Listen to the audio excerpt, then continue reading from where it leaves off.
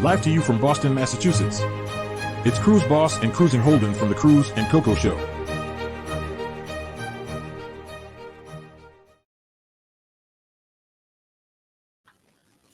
Hey guys, welcome back to the Cruise&Cocoa Show.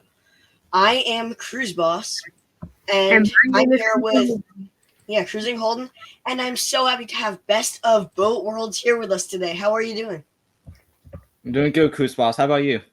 I'm doing great. Thanks for asking.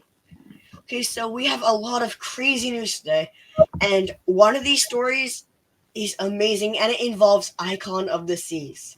So I cannot wait to get started with that.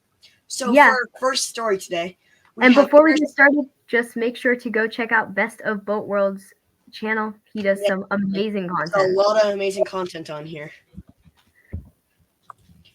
And for our first story today, in response to Melbourne's decision to raise port taxes to $32 per passenger from $28.50, Princess Cruises and Cunard Lines have decided to skip the port in 2025. Yeah, there's always some consequences of raising port taxes. You'll think you'll make a bit more. The ports think they'll make a bit more money, but sometimes ends up cruise lines blacklisting that port. Yeah. And in 2025, when Royal Caribbean introduces its second Icon class ship, Star of the Seas, it will sail from Port Canaveral. And sorry, Nick, I know you were hoping it would sail from Texas. Oh, yeah. Yeah, it's definitely going to be interesting to see what happens to Star of the Seas in Port Canaveral, because right now in Port Canaveral at Cruise Terminal 1, which is where Star is going to go, the parking situation there is, I heard it sucks.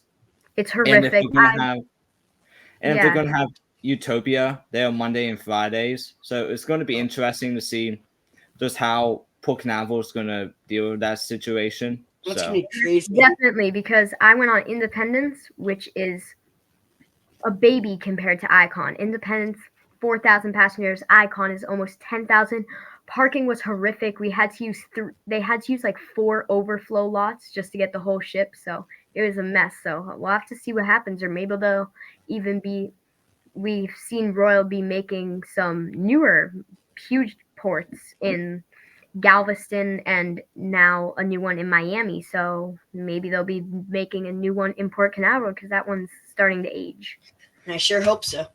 And they're also saying Port Canaveral's are going to build new cruise terminals. I think they're building 2 more. However, that's not supposed to happen until I believe the first one's supposed to open in 2027. So we still got a couple more years. So we'll just have to see how Port Canaveral deals with that situation. They still got 1.5 years until Star of the Seas. So it's plenty enough time to figure out what they're going to do with the parking situation. Definitely. Yeah. And in Holland America Line and Princess have reported a record-breaking increase in bookings for the second consecutive year during Black Friday, which is amazing. As I know, I've said this in multiple episodes, but the cruise industry is booming since COVID, and actually since ever, really. They have never been doing this good, so that's amazing to hear that Black Friday just really improved it. Yeah, definitely. It felt like just yesterday there were cruise lines selling ships and struggling to get back off their feet, and now cruise lines are crazy. Sure, I booked my cruise then because they were probably having some good deals. And NCL recently celebrated the christening of the Norwegian Viva in Miami, which is amazing, as I really like the Prima class ships. They are amazing. And I can't wait for the next one to come out. It looks like so much fun with the amazing water slides and roller coaster on board. Yeah, definitely. Yeah, and several guests booked the Quantum of the Seas for an 8-night South Pacific cruise from, sorry if I pronounce this wrong, Brisbane, I believe. Yeah, I think it's Is either Brisbane or Brisbane, Australia, I think. Yeah. Yeah, but they were unexpectedly denied boarding, which is really, really sad. Like, that's a cruise you've been looking forward to for a while, and they just couldn't get boarding because of overbooking. Yeah, that is always So, sad. Yeah, you can keep going. so that's kind of like the issue I'm seeing with Royal Caribbean in the past like couple of months. Like they keep overselling ships. Primarily the biggest one was Wonder the Seas, which they did multiple times. Oh, yeah. But fortunately for Wonder, they alerted the passengers well before the ship or That was driving me crazy. the ship set I was sail. constantly saying the news about Wonder in like every episode. Yeah. So Royal Caribbean is a great cruise line. So hopefully they can figure it out, especially with Icon of the Seas coming up. Because if I hope this doesn't happen with Icon. Look great for them. It's a really expensive cruise, crazy cruise. I'd be really disappointed if that got canceled. Yeah. It's basically like the airlines. They're overbooking in hopes that people just cancel. But sometimes like that's not the case, and then it leads to situations like this or Wonder of the Seas where people can't go because it's overbooked. Exactly. Yeah. And for our next story, Carnival Cruise Line is testing a new debark process using the Carnival Hub app.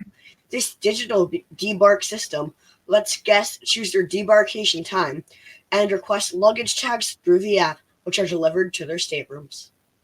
Yeah, this will hopefully make the Carnival disembarkation process quite smoother, as I definitely, from my past cruises, I think disembarkation needs to be improved by in all cruise lines a lot because it can be quite messy at times. So hopefully this could be a next step in the disembarkation process for the industry. Yeah, I sure hope this works. Yeah, And hopefully. Sorry. Go ahead. You can continue. Yeah, so hopefully this works out. Like Holden said, the debarkation process on cruise ships can be pretty messy at sometimes, kind of like on the Mariner of the Seas. That whole debarkation process was a whole can of worms. We'll open later, but yeah. So hopefully it can make the debarkation process smoother. Yeah, when I went on Oasis, it was basically just random lines through corridors and just hoping you got in the right line, and then you're put into some random like warehouse where you're expected to try to find your bags. It was kind of messy. Yeah. And our next story is really tragic. A 16-year-old tragically died while falling off of a balcony on Royal Caribbean's Allure of the Seas cruise ship.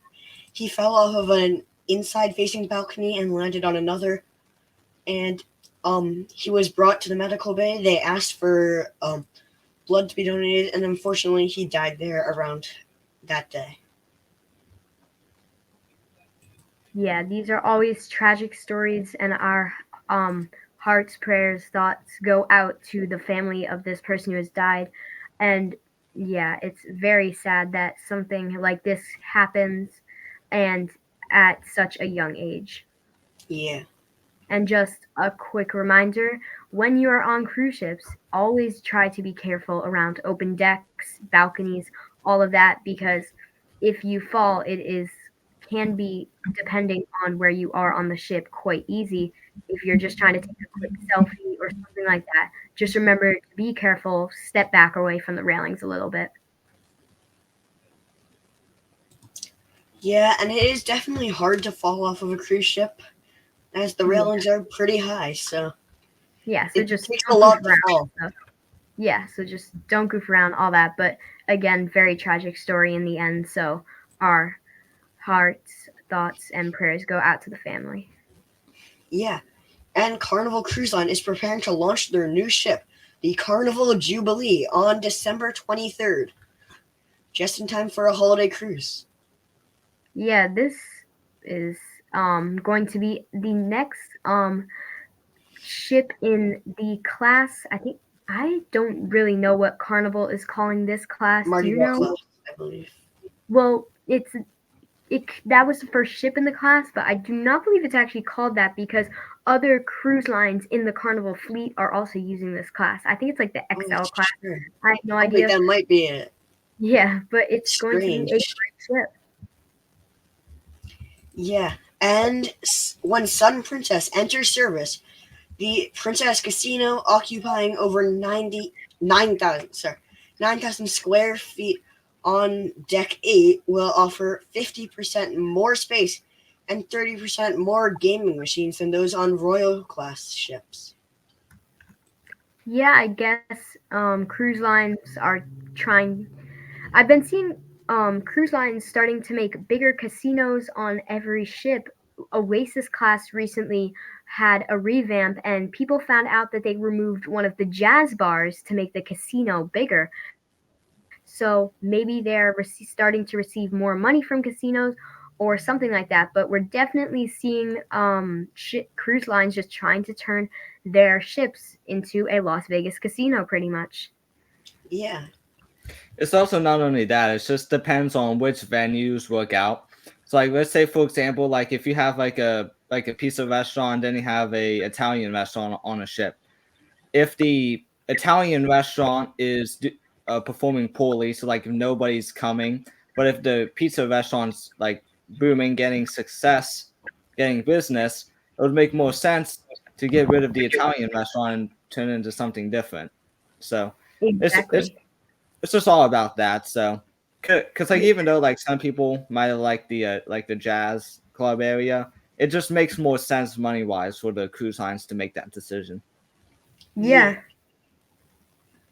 And we're actually almost at the end, but for one of our last stories, MSC Cruises is expanding its fleet with 2 more world-class ships set to be launched in 2026 and 2027. Yeah, that sounds pretty crazy. MSC's world class ships are very innovative, actually, with some amazing technology, attractions, and the ships overall just looking very modern and sleek. These ships have been getting some quite good ratings, and it looks like it has been a very successful class for MSC. So I'm excited to see how this class keeps coming and improving. Yeah, and for our final story, it is insane. Royal Caribbean celebrated the completion of the world's largest cruise ship ever, Icon of the Seas, at the Meyer Turku, I believe, shipyard in Finland. That ship Yeah, is insane. I cannot wait to see how it looks when it's like finished, I guess. Did you guys Completely yeah, see it? finished. Like with staff on board, running parties and stuff. I cannot wait to see all the vlog series that go out. It's gonna be insane. And I really hope sometime soon I'll get to be on this ship. Did you guys see it go under the bridge? Oh yeah, that Today? was crazy. yeah. While we were actually I have the chatting, video. I have the video pulled up if we want to share it. Yeah, let's do that sure. actually. Uh, Yeah, well, today I was actually just scrolling through my Instagram feed and I was just getting picture after picture of that, and it was crazy. They only had like 2 meters under the funnel or something crazy like that, and it was just crazy to see how precise they can get such a huge ship um like that uh, under that. So like, yeah. And here is the video thanks to Best of Boat World. yeah, so there's definitely better videos of it online, but this is just basically um this is just an overhead shot. It definitely got more. It looks more closer than it does on here. Yeah, so it looks like they're getting a light dust of snow, which is actually quite cool, while sailing under a bridge. Now, this bridge is a huge bridge, and but compared to It's Icon, definitely like a big milestone for ships to make it under as they're getting really big. yeah, Yeah, they one of could the use best it. features. Sorry, you can They continue. thanks. They found out how to get the measurement because they have some telescope funnel, which almost shows them how much room they have, and it's really cool actually. Yeah, But so one of my favorite features on Icon is actually how cool the funnels are, which is actually the only reason that lets the ship go under this bridge. They have retractable funnels, which I don't even understand how this works, but they can bring the funnels down, I guess, and it will fit underneath that bridge, which it shouldn't fit under. Yeah, it's the funnel piping from like the engine room to the top. That's what lowers the actual funnel structure itself doesn't. It's just the piping that extends out. Hmm. that's pretty cool. And that is it for our news today. So we're going to move on to our interview. Holden, would you like to start? All right. Hello, Nathan. It's just been a pleasure having you. I just would like to say that. And we've been a big fan of your channel for a while. So this is very awesome. Now, a lot of people have been asking some questions, and we also have some questions. So we're just going to be asking you a couple things about you, your channel, and all of that kind of stuff. So let's get started.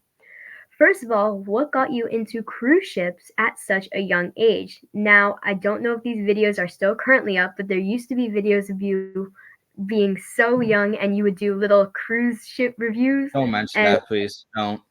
okay, It scares me. It gives me this. Don't. It scares me. yeah, so you used to be like Nathan's boat reviews and at a very young age. So what got you into cruising and cruise ship YouTubing at such a young age? Oh boy. All right. So 10 years ago, actually 10 years ago, right now, um, we went on our one and only cruise on the Disney Fantasy.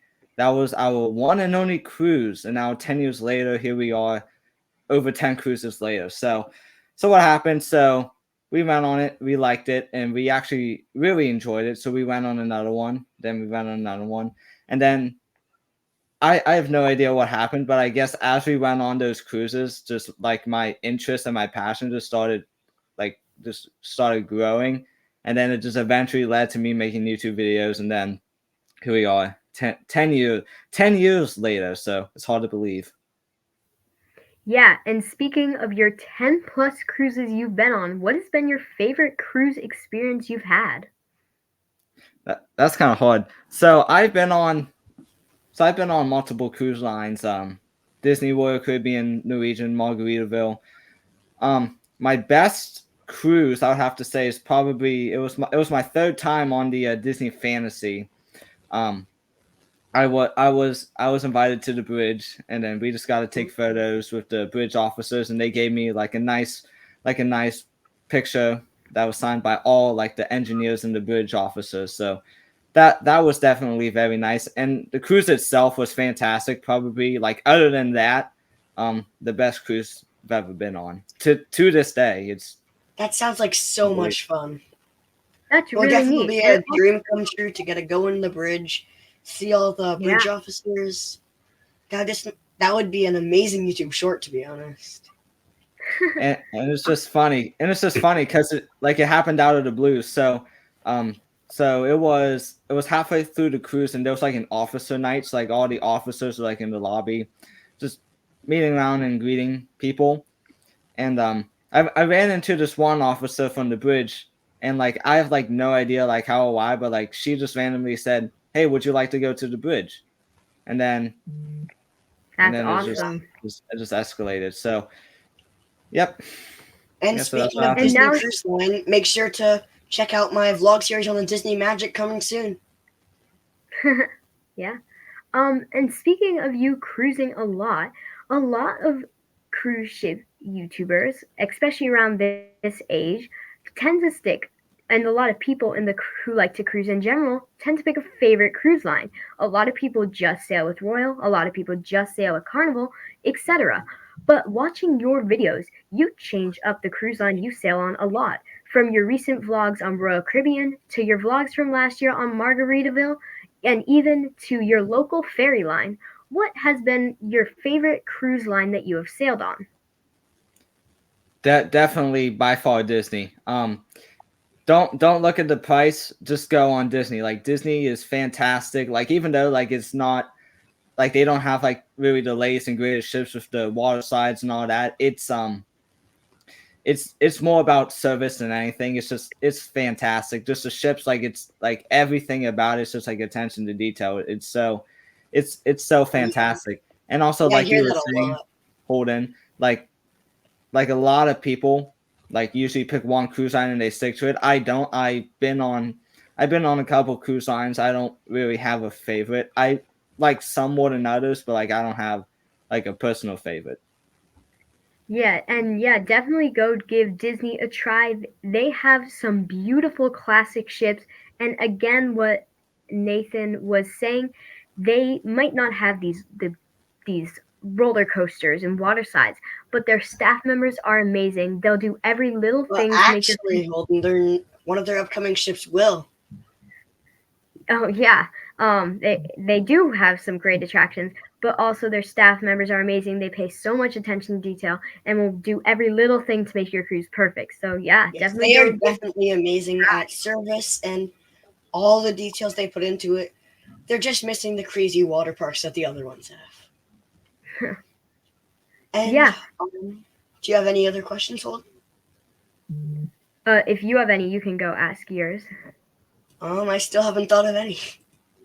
You've got all the All ones I right. thought of. Now, as most people on this channel know, we have a little circle of cruise ship YouTubers like us who are definitely no adults, like Tyler, Nick, you, me, Cruise Boss, all these people. We are just teenagers. How do you battle your posting schedule with your personal life and school and all of that stuff? I just find time. I just like make a schedule for myself. Like for example, like when I get home, like I'm going to do this, I'm going to do this, going to do this, and also like what I do. Some of you guys probably may have seen this on YouTube or on the internet. Like take breaks, like work for like 25 minutes, like take like a 5-10 minute break, keep working, and then take a break, keep working. It just makes it more easier, because I know like editing like YouTube videos, thumbnails, stuff like that sucks. Every YouTuber hates it. It's the worst part of making a video by far, but it Definitely. makes the whole Definitely worth process it, though. easier. Yeah. Yeah, definitely good advice. And Yeah, now, and what is your least favorite cruise you've ever been on? oh damn. That's the Definitely, hard ones. definitely, I would probably say my least favorite cruise was Norwegian Escape out of New York. The cruise itself was okay. It was, I mean, it wasn't the best cruise, but the ship was alright, and I did enjoy it. It's just the crew members weren't really that great. It didn't feel the same. Like it didn't Yeah. really feel like they didn't really care a lot. It's just like it felt more just like they just packed everybody in just to make money. Then they took you to from New York back to New York, then kicked you off. Mm. Yeah, that And can I happen. have Sometimes you actually get sailed from. Sorry, you can talk if you want.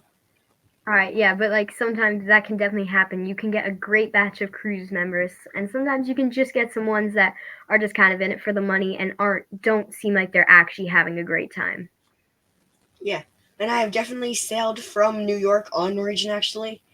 The problem with sailing from New York is you don't really get to go to many ports, as it's not the closest to many other than Canada and Bermuda.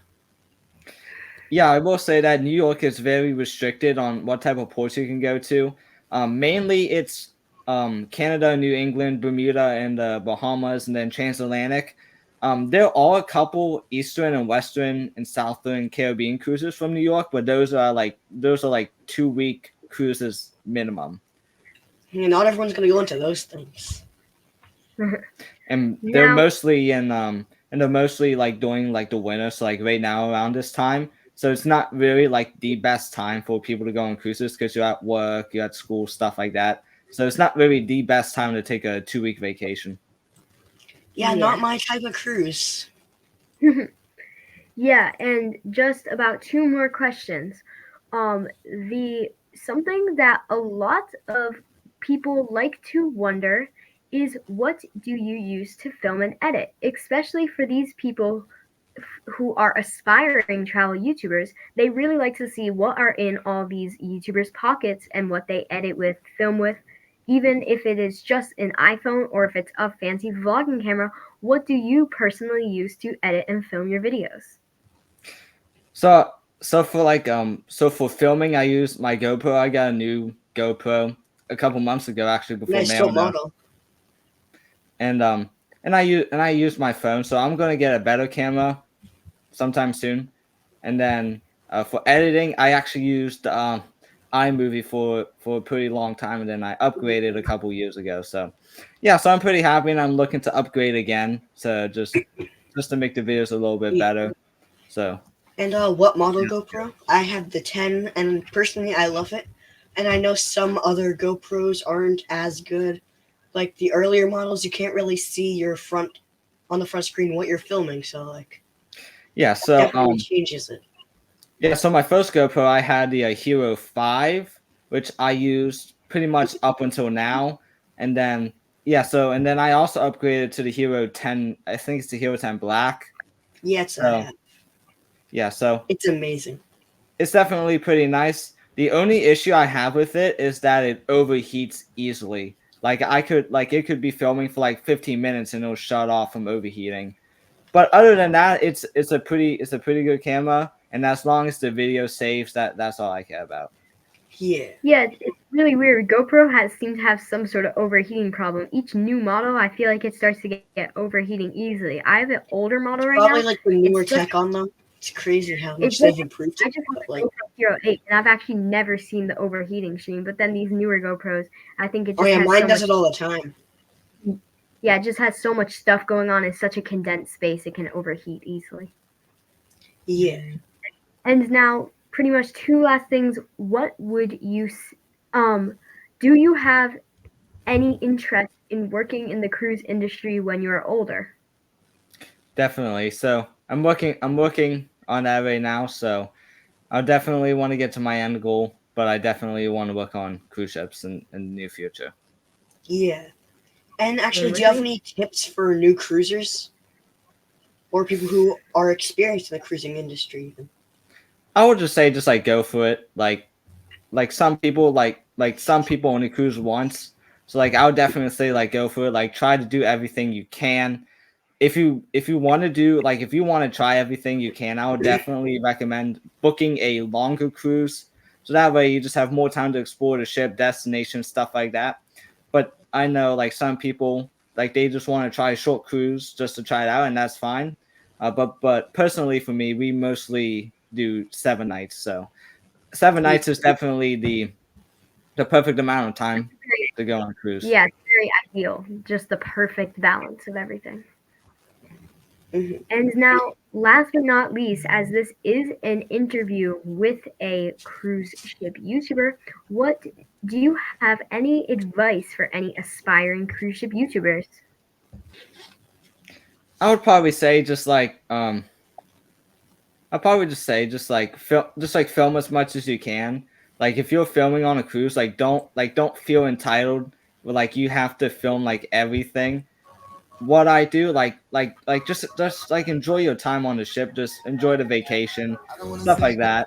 So just what I do, I just film as I go. I don't I don't have to feel like I have to film all the time. So just film as you go, enjoy the cruise, and then you can worry about everything else when you get home. Yeah. Yeah. All right. Thank you so much for joining us in today's episode. It's been such an awesome time. Yeah. And Make guys, sure to subscribe to Best of Boat Worlds, link in the description. Subscribe to me and Holden. Watch some more of her videos.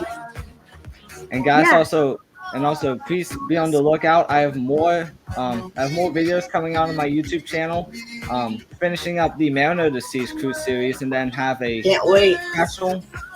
special cruise coming up in 2 months.